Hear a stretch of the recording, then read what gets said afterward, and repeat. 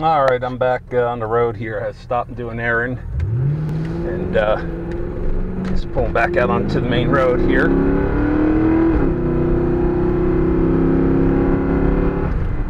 Oh yeah.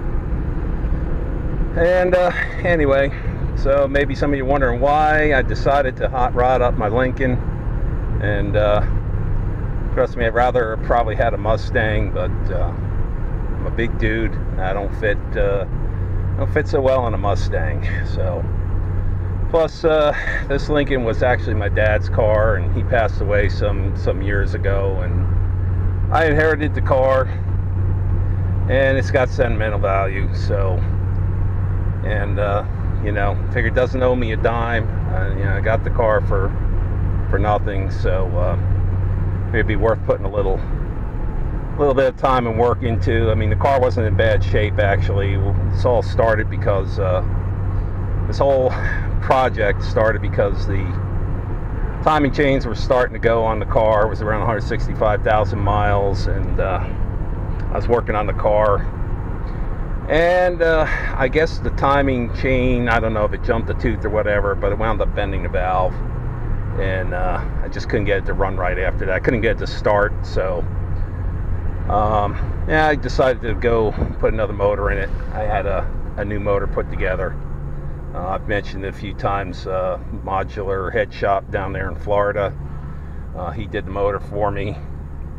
Brand new 03 Cobra block from Ford Racing. All balanced, blueprinted with stroker crank. And I put the PI heads on, had them rebuilt, put the PI heads and intake on, and put some hotter cams in the car, and had fun with it, but it just wasn't quite running right. It needed some more stuff, and the biggest thing that fixed the car for me and woke the car back up the way I really expected it to run was the fuel injectors. I had the 19-pound injectors in here, and it just never quite ran the way I expected it to. And granted, the old injectors had 165,000 on them, so I don't know if it was the fact that the new injectors were in here that made the difference, or the fact that I'm getting a little more fuel into the motor probably helped. I haven't had a tune done to this yet. That's something for later on. I got a couple other things I want to do. I want to add a high volume fuel pump to the system to support future nitrous wet shot that I want to put on the car. But that'll probably come after I get the Stainless Works headers on the car. That's I think that's the next thing I want to do. I've been watching some videos of Car Guys New England. Jay, he's got a Lincoln Town car, and he just posted some recent videos of the headers on his car, and kind of got me motivated, and I wanted to get to finishing up the rest of the mods on the car. Of course, you know, that's always the issue of money. They're not cheap headers by any means. It's a lot of money to spend, and I guess cash versus horsepower netted, it's really probably better bang for your buck to put the nitrous system in. But I'm thinking I want to have a good exhaust system to support the added horsepower that I'm going to be making with the nitrous. So it's kind of kicking it in up there, going up the hill. But yeah, you know, I got to have a good exhaust system on the car. Got to flow the exhaust out if I'm going to run nitrous. So, and that'll be a video for another day. I know I've been pretty dormant on the channel. I haven't posted anything. I've had things going on in my life. I was in an automobile accident a while back.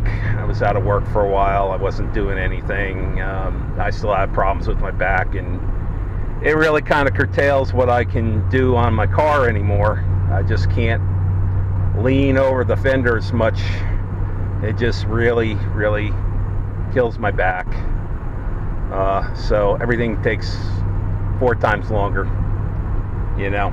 So But I've been a gearhead since I was like 14 years old. I'm in my late 50s now, and I just can't give it up. But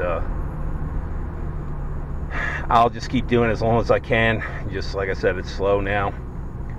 Anyway, coming up to another light here. Of course, I got somebody in front of me, so I'm not going to really be able to rip on it. Maybe I'll just send the tires up here a little bit when I take off. See if I can wake up anybody here.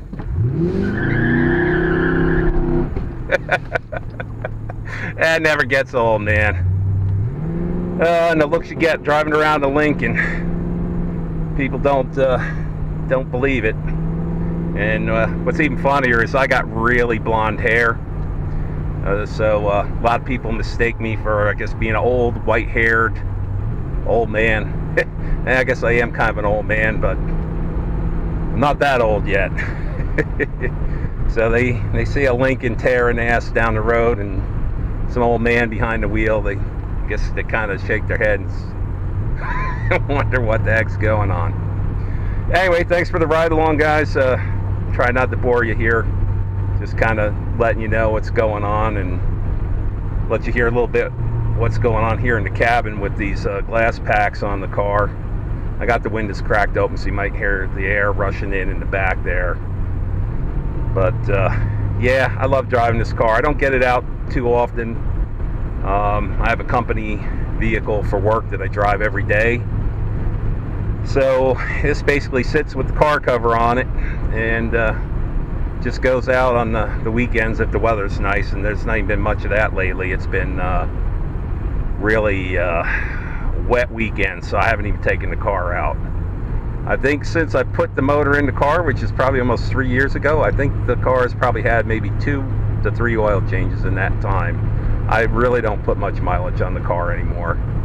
It's just kind of a toy for me now. It's something to play around in and have fun. And you know, it's a big car. It's nice. If I want to take a vacation, go somewhere, I can pack everybody up in the car, put the luggage in the trunk, and drive comfortably where I'm going. And the car don't do bad on mileage. I'm showing about 18 right now, but you hear I've been driving this thing. I've been kind of pushing it hard. But if I get on the highway, set the cruise control, because I'm tempted to lean into it because I like to hear the glass packs kind of do their thing. But if I put the cruise control on, I can get about 24, 25 miles a gallon out of this big car. So that's the advantage of having the high stall converter in here. I have the torque multiplication I need to get the car going off the line. And when I'm cruising, I got a lockup converter. I'm not really revving the engine up, so I can cruise.